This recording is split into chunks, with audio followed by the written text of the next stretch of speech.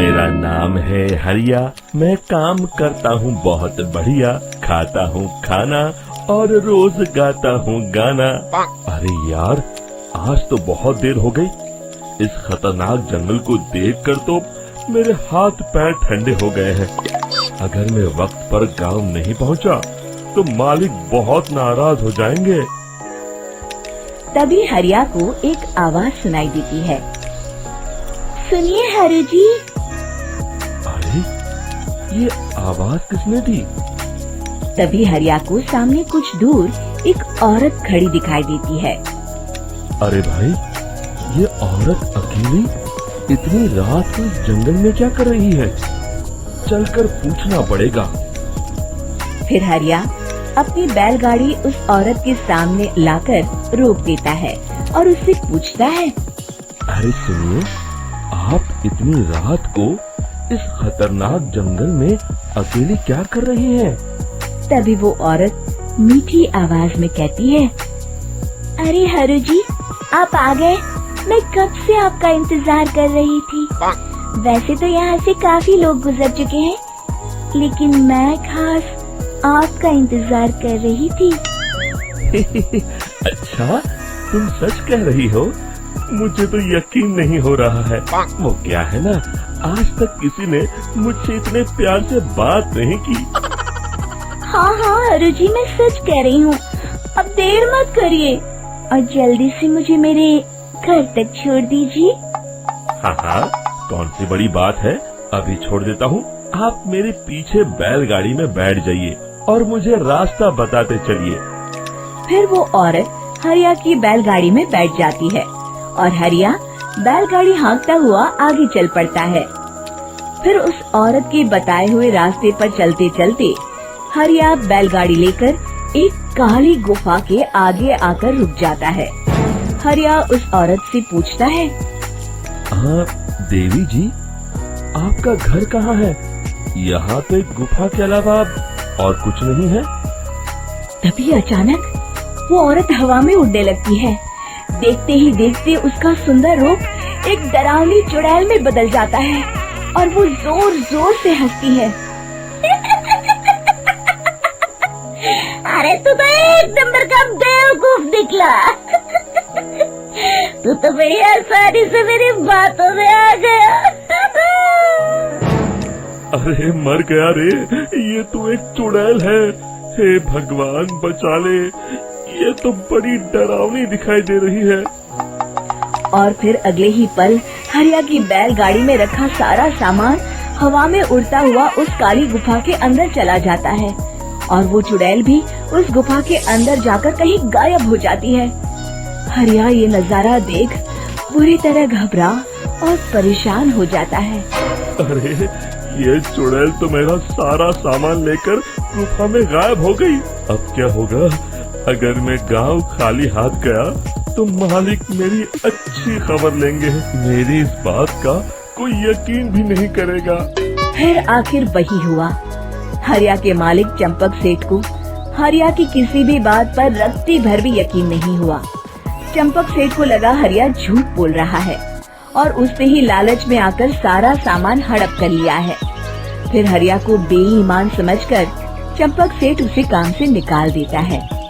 अगले दिन अपनी दुकान में परेशान बैठा चंपक सेठ गुस्से में बड़बड़ाता है। अरे, दुकान में तो सामान बिल्कुल भी नहीं है। अब मुझे ही शहर जाकर सामान लाना होगा। फिर वो अपनी बैलगाड़ी लेकर शहर चला जाता है।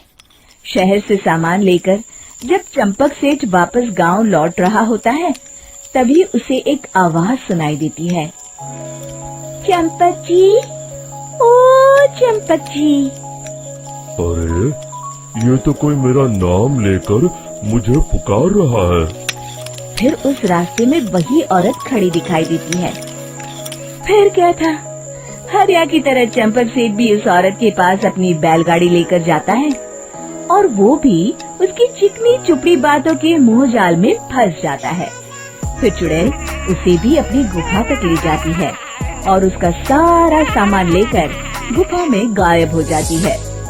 बेचारा चंपक सेठ लाचार होकर खाली हाथ गांव लौट आता है।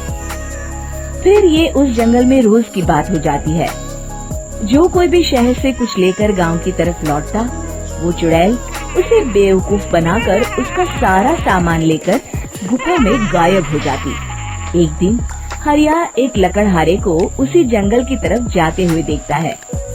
फिर हरिया उसे रोकते हुए कहता है, अरे भाई, क्यों अपनी मौत को दावत दे रहे हो?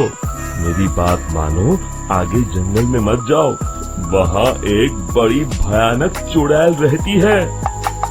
लकड़हारा हरिया की बातों को नजरअंदाज करते हुए कहता है, अरे भाई, मुझे पहले ही बहुत देर हो चुकी है, मुझे जाने दो भाई।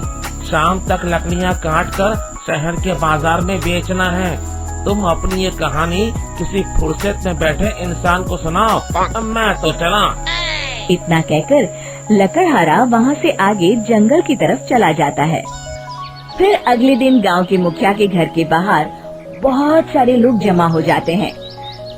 तभी हाथ में कुल्हाड़ी लिए खड़ा लकड़हारा कहता है, अरे मुखिया जी, अब आप ही हमें बचाइए उस जंगल वाली चुड़ैल से। हमारा सारा काम तो शहर से ही होता है। अरे मुखिया जी, उस चुड़ैल की वजह से तो मैं पूरी तरह बर्बाद हो गया हूँ। हम सबको मिलकर उस चुड़ैल का कोई इलाज करना पड़ेगा। तभी भीड़ में खड़ा बीरा कहता है, आप लोग चिंता मत करिए, कल से वो चुड़ैल किसी को नहीं लूट पाएगी। मेरे पास एक बहुत अच्छी तरकीब है। तभी चंपक सेठ उसका मजाक उड़ाते हुए कहता है, अरे तेरा नाम बीरा है तो क्या हुआ? तूने अभी उस चुड़ैल को देखा नहीं है? जाकर अपना काम कर, बड़ा आया। तब मुखिया जी कहते हैं, नहीं नहीं चंपक सेठ, मुझे लगता है हमें इस लड़के को एक मौका देना चाहिए। फिर सभी गांव वाले मुखिया जी की बातों से सहमत हो जाते हैं और वीरा शाम को एक बैलगाड़ी में कुछ सामान लादकर उस जंगल की ओर चल देता है। वीरा, ओ वीरा, कहाँ जा रहा है? तभी वीरा मुड़ के देखता है, वही चुड़ैल एक औरत के रूप में खड़ी है। अरे बहन जी, मैं आपको ही ढूंढ रहा था। देखिए, मैं आपके लिए क्या लाया हूँ। अरे वाह, तू खुद मेरे लिए इतना सामान लाया है। तू ही अकेला गांव में समझदार है। जरा देखो, मैं भी खोल के, बड़े भूख लगी है। जैसे ही चुड़ैल उस सामान पर से कपड़ा हटाती है, एक भगवान शिव की तेज रोशनी उसके अंदर मूर्ति से निकलती है और चुड़ैल अपने असली रूप में आकर जलने लगती है। अरे मैं जल रही हूँ, बचाओ! बचाओ! ओम नमः शिवाय, मर गई मैं! देखते ही देखते वो चुड़ैल राख के साथ उड़ जाती है और सभी गांव वाले भी वहां जाते हैं। शिक्षा बुराई पे सदा अच्छाई की ही जीत होती है।